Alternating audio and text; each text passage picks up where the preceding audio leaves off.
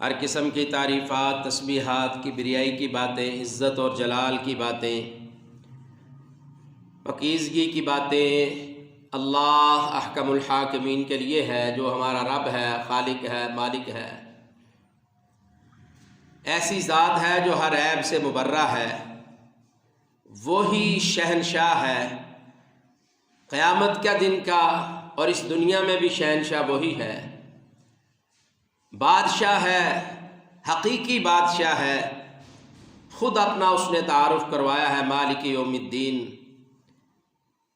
کہ قیامت کے دن کا، فیصلے کے دن کا بھی بادشاہ وہی ہے۔ درود و سلام سید الانبیاء، امام الانبیاء، سرور کونین احمد مجتبیٰ، سید الاولین والآخرین، خاتم النبیین، جناب محمد الرسول اللہ صلی اللہ علیہ وسلم کی ہر طرح کی تعریف اور آپ پر درود و سلام۔ اللہ رب العزت نے آپ علیہ الصلاۃ والسلام کو ہم انسانوں کے لیے مبعوث فرمایا ہے۔ یقیناً وہ شخص کامیاب ہے، کامران ہے، جس نے اپنی اس مختصر زندگی کو جناب رسول اللہ صلی اللہ علیہ وسلم کی سیرت اور صورت کے مطابق بنا لیا۔ سامعین محترم، سامعات، قرآن کریم کی آیت کریمہ میں نے آپ کے سامنے خطبہ مسنونہ میں تلاوت کی ہے، جس میں اللہ رب العزت ارشاد فرماتے ہیں، البتہ تحقیق اے مسلمانوں، ایمان والو، تمہارے لیے رسول اللہ صلی اللہ علیہ وسلم کی زندگی میں آپ کی سیرت اور صورت آپ کے لیے بہترین نمونہ ہے، اور یہ نمونہ اس کے لیے ہے جو کل قیامت کے دن اللہ سے ملاقات کا ارادہ رکھتا ہے، جو اللہ کی طرف لوٹنے کو یقین کے ساتھ جانتا ہے، جس کا یہ عقیدہ ہے کہ میں نے اپنے رب کے سامنے پیش ہونا ہے، اور اللہ رب العزت نے مجھ سے اس زندگی، اس دنیا کی نعمتوں کے بارے میں پوچھنا ہے، اس کے لیے اللہ کے رسول صلی اللہ علیہ وسلم بہترین نمونہ ہے۔ سامعین محترم، گزشتہ سے پیوستہ ہم صحیح سیرت الرسول صلی اللہ علیہ وسلم سماعت فرما رہے ہیں۔ گزشتہ خطبہ جمعۃ المبارک ہم جناب ابو طالب کی وفات کا سانحہ اور آپ کا مقام اور انجام کیا ہے اس کے بارے میں سماعت فرمایا۔ اس سے ایک یا دو خطبہ پہلے ہم نے جناب سیدہ خاتون اول، سیدہ ام المؤمنین حضرت خدیجہ بنت خویلد رضی اللہ تعالی عنہا، جو آپ علیہ الصلاۃ والسلام کی وفادار بیوی تھی، الزوجۃ الوفیہ،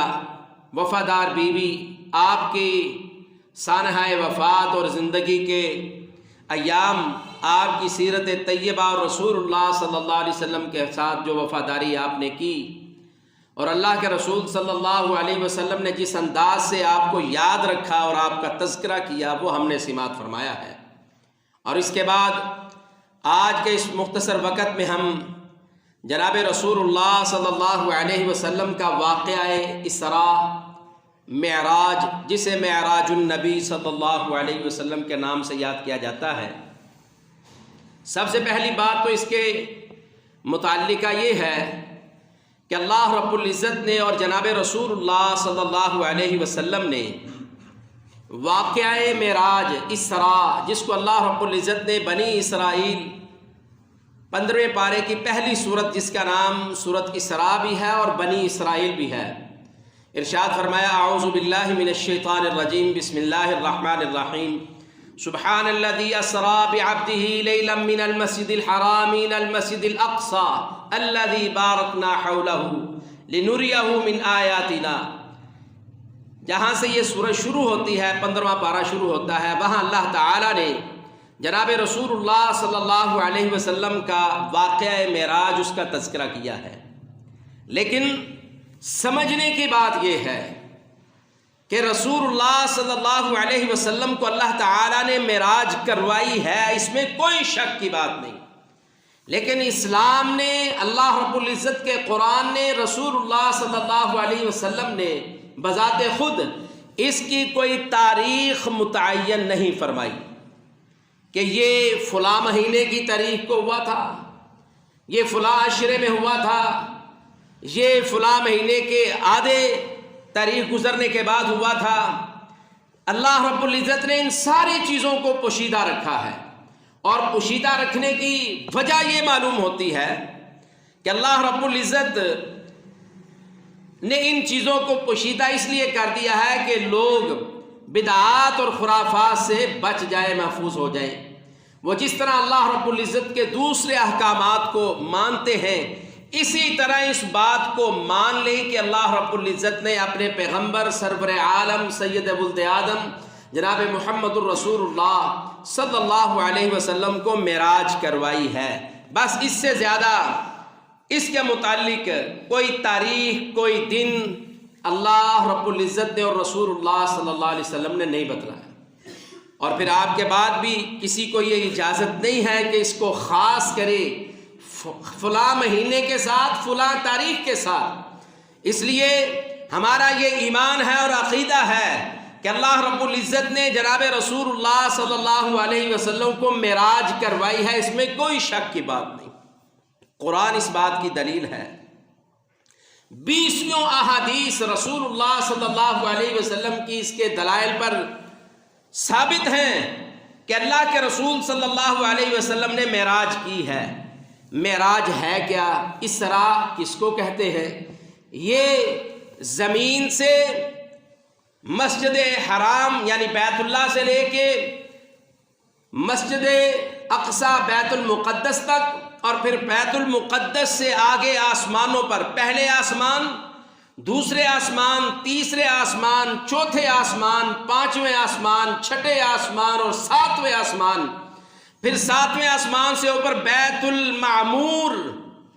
پھر سدرۃ المنتہا، ان ساری چیزوں کی جو سیر ہوئی ہے اسے معراج النبی صلی اللہ علیہ وسلم کہا جاتا ہے۔ رسول اللہ صلی اللہ علیہ وسلم کی بہت ساری احادیث اس کی تفاصیل بیان کرتی ہیں۔ آئیے رسول اللہ صلی اللہ علیہ وسلم کا واقعہ اسراء معراج، اس کو ہم رسول اللہ صلی اللہ علیہ وسلم کی زبان مبارک سے سماعت فرماتے ہیں۔ اور یہ حدیث صحیح بخاری کی 3207 نمبر ہے، اور اس حدیث کے راوی جناب سیدنا حضرت مالک بن صعصع، صاد عین صاد ہا، صعصع، 2 دفعہ صاد ہے اور 1 ہا ہے، اور پہلے صاد کے بعد عین ہے، صعصع رضی اللہ تعالی عنہ بیان فرماتے ہیں۔ صحابی رسول مالک بن صعصع رضی اللہ تعالی عنہ بیان فرماتے ہیں کہ نبی صلی اللہ علیہ وسلم نے ارشاد فرمایا، نبی علیہ السلام نے فرمایا، بینا انا عند البیت بین الناس والیقظان۔ نبی صلی اللہ علیہ وسلم نے فرمایا کہ میں نیند میں اور بیداری کی کیفیت میں بیت اللہ کے پاس تھا۔ نبی صلی اللہ علیہ وسلم نے فرمایا کہ نیند اور بیداری یعنی آدمی جب ایسا سویا ہوا ہو کہ وہ بیدار بھی ہو، آوازیں بھی، لوگوں کی حرکات بھی وہ محسوس کر رہا ہو، بالکل پکی نیند نہ سویا ہوا ہو۔ نبی صلی اللہ علیہ وسلم فرماتے ہیں کہ میں نیند اور بیداری کی کیفیت میں بیت اللہ کے پاس تھا کہ 2 آدمی آئے۔ اللہ اکبر! 2 آدمیوں کے درمیان ایک آدمی تھا، 2 آدمی کھڑے ہیں، ان کے درمیان ایک اور آدمی تھا۔ تو میں نے خواب میں دیکھا کہ ان میں سے ایک آدمی نے سونے کا تھال، بڑا سا تھال پکڑا ہوا تھا، وہ تھال لے کر آیا، اور وہ تھال جو ایمان اور حکمت سے لبریز تھا، ایمان اور حکمت سے لبریز تھا۔ رسول اللہ صلی اللہ علیہ وسلم فرماتے ہیں کہ اس تھال کو لے کر آیا اور میرے سینے سے لے کر یہاں سے اور پیٹ کے نرم حصے تک میرے پیٹ کو چیرا گیا، اور پھر پیٹ کو آب زمزم سے دھویا گیا، اور وہ تھال کے اندر جو ایمان اور حکمت بری ہوئی تھی اس کو میرے سینے میں انڈیل دیا گیا، بر دیا گیا۔ رسول اللہ صلی اللہ علیہ وسلم ارشاد فرماتے ہیں، فرمایا اس کے بعد اتیتو بدابۃ ابیض دون البغل وفوق الحمار البراق، پھر نبی صلی اللہ علیہ وسلم نے فرمایا میرے پاس ایک سفید رنگ کا جانور لایا گیا جو خچر سے، ایک گھوڑا ہوتا ہے اور ایک خچر اور ایک گدھا ہوتا ہے، یہ 3 قسم کے جانور ہیں۔ فرمایا جو خچر سے چھوٹا تھا اور گدھے سے قدرے بڑا تھا، اس کا رنگ اور کلر سفید تھا۔ نبی علیہ السلام نے فرمایا وہ میرے پاس خچر سے تھوڑا سا چھوٹا اور گدھے سے بڑا جانور لایا گیا جسے براق کہا جاتا تھا۔ خود رسول اللہ صلی اللہ علیہ وسلم نے اس جانور کا نام بھی بتایا ہے، اس کا کلر اور اس کی جسامت اور قد کاٹ بھی اللہ کے رسول صلی اللہ علیہ وسلم نے بذات خود بیان فرمایا۔ کہا نبی علیہ السلام نے وہ لایا گیا، اب میں جبریل کے ساتھ چل دیا، یعنی مجھے اس پر سوار کیا گیا، میرے ساتھ جبریل سوار ہوئے، اور حتیٰ کہ ہم دنیا اور آسمان پر آ گئے۔ یہ تخصیص کے ساتھ اس حدیث میں، اور دوسری حدیث میں اس کی تفصیل یہ ہے کہ وہاں سے وہ براق اڑا اور اس نے جا کر ایک ہی چھلانگ میں بیت المقدس قبلہ اول مسجد اقصی میں وہ جا کر ٹھہرا۔ پھر نبی علیہ السلام نے فرمایا وہاں اللہ تعالیٰ نے مجھے تمام انبیاء علیہم السلام کی امامت کا شرف بخشا۔ اس سے پہلے یہ بھی ارشاد فرمایا، کہا اس براق کو بیت المقدس مسجد اقصی کے باہر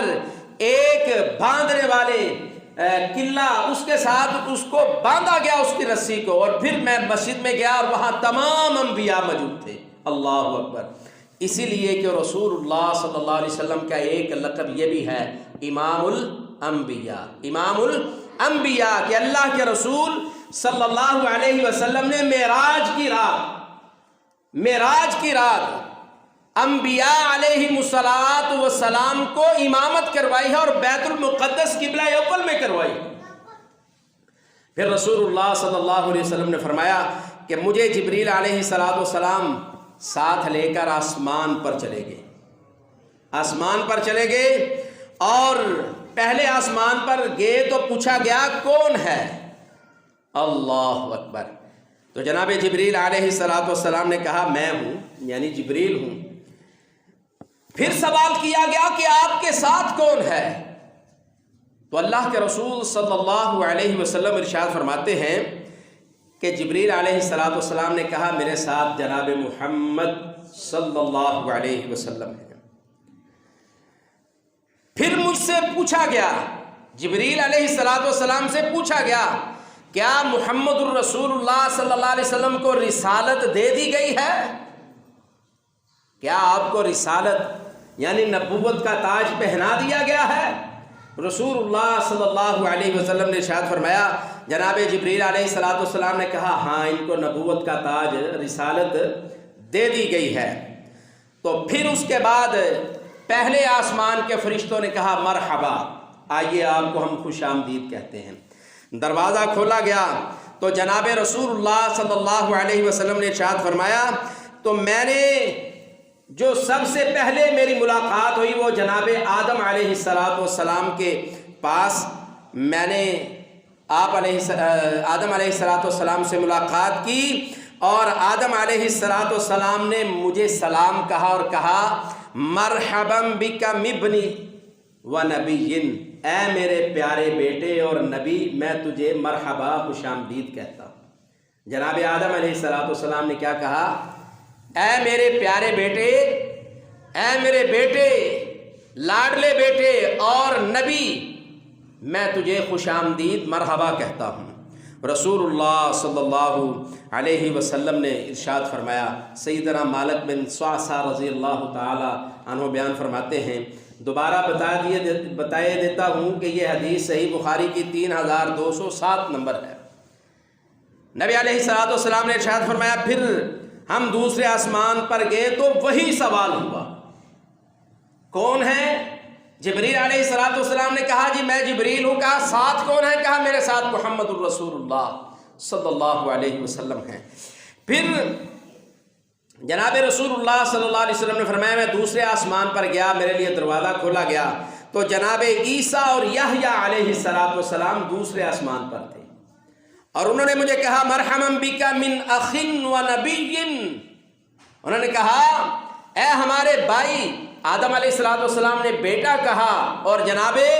عیسیٰ اور یحییٰ علیہ السلام نے بھائی کہا، اور کہا ہے ہمارے بھائی اور نبی، آؤ صلی اللہ علیہ وسلم آپ کو ہم مرحبا خوش آمدید کہتے ہیں۔ پھر رسول اللہ صلی اللہ علیہ وسلم نے فرمایا مجھے تیسرے آسمان پر لے جایا گیا، تیسرے آسمان پر لے جایا گیا، اور وہاں میرا اسی انداز سے دروازوں پر تیسرے آسمان کے دروازے پر میرا تعارف کروایا گیا۔ پھر جب ہم دروازہ کھلا تو تیسرے آسمان کے اندر داخل ہوئے تو وہاں میری جناب یوسف علیہ السلام کے ساتھ ملاقات ہوئی۔ ان کے پاس گیا اور انہوں نے مجھے سلام کہا اور یہی بات کہی، اے میرے بھائی اور نبی، آپ کو یہاں آنا مبارک ہو۔ تو پھر رسول اللہ صلی اللہ علیہ وسلم نے کہا، پھر مجھے چوتھے آسمان پر لے کر جایا گیا، اور وہاں جا کر بھی یہی پہلے دروازہ کھولنے سے پہلے سوال جواب ہوئے۔ پھر جب میں چوتھے آسمان پر چلا گیا تو وہاں جناب ادریس علیہ السلام سے میری ملاقات ہوئی، اور وہاں بھی یہی کہا گیا، اے میرے بھائی، اے نبی، تجھے خوش آمدید کہا جاتا ہے، آئیے۔ پھر رسول اللہ صلی اللہ علیہ وسلم نے ارشاد فرمایا، یہ اختصار کے ساتھ ہے، تفصیل انشاءاللہ ہم دوسرے خطبات میں اس کی چیدہ تفاصیل بیان کریں گے کہ دوسرے آسمان میں کیا دیکھا، وہاں کس کو عذاب ہو رہا تھا، کس انداز سے ہو رہا تھا، کس گناہ کی وجہ سے ہو رہا تھا، تیسرے آسمان میں کیا دیکھا، چوتھے میں کیا دیکھا۔ میں پہلے صحیح بخاری کی 3207 نمبر حدیث یہاں آج کے اس وقت میں مکمل کرنا چاہتا ہوں۔ جناب رسول اللہ صلی اللہ علیہ وسلم نے فرمایا، پھر مجھے 5ویں آسمان پر لے جایا گیا اور وہاں میرا تعارف کروایا گیا، اور وہاں سیدنا ہارون علیہ السلام سے میری ملاقات ہوئی، اور ہارون علیہ السلام نے پھر مجھے وہی کہا، اے میرے بھائی اور نبی، آؤ آپ کو مبارکباد ہو، خوش آمدید کہا جاتا ہے۔ پھر رسول اللہ صلی اللہ علیہ وسلم نے فرمایا مجھے چھٹے آسمان پر لے کر گئے، وہی سوال و جواب ہوئے اسی ترتیب سے، اور وہاں چھٹے آسمان پر ہماری ملاقات جناب موسیٰ علیہ السلام سے ہوئی، انہوں نے بھی وہی کلمات مجھے کہے۔ پھر اس کے بعد رسول اللہ صلی اللہ علیہ وسلم کہتے ہیں، جب میں موسیٰ علیہ السلام سے ملا تو وہ آپ دیدہ ہو گئے۔ انہوں نے پہلے مجھے خوش آمدید کہا، اے میرے بھائی، اے نبی صلی اللہ علیہ وسلم، آپ کو خوش آمدید۔ نبی صلی اللہ علیہ وسلم نے فرمایا کہ وہ آپ دیدہ ہو گئے۔ میں نے ان سے کہا، ما ابکاکا، اے میرے بھائی موسیٰ علیہ السلام، کس چیز نے آپ کو آپ دیدہ کر دیا ہے، آپ آنسو بہا رہے ہیں، کس بات نے آپ کو آپ دیدہ کر دیا ہے؟ تو جناب رسول اللہ صلی اللہ علیہ وسلم نے ارشاد فرمایا، تو انہوں نے یہ بات کہی، انہوں نے کہا، یا رب ھذا الغلام الذي بعدی يدخل الجنة من امتی افضل مما يدخل من امتی۔ اے میرے بھائی، میں تجھ پر رشک کر رہا ہوں، مجھے تجھ پر رشک آ رہا ہے، اور میرے خوشی کے آنسو ہیں اس وجہ سے